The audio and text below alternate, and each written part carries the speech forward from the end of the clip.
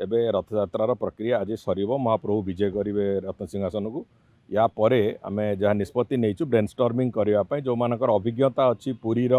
प्रशासन रथ परिचालना दृष्टिकोण से सहित सेवायतों सहित और पुरीर जो वरिष्ठ नागरिक मान सहित विभिन्न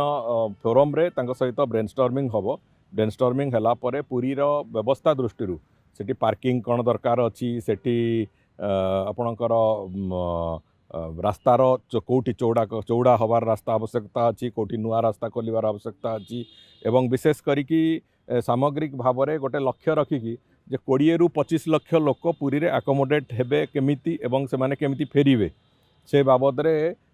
सविशेष आज आज तारिख में 15-16 लक्ष होउचंती लोक आउ 20 वर्ष पर आशा करा जाउची जे 25 लक्ष लोक भी हो पारती तेणुक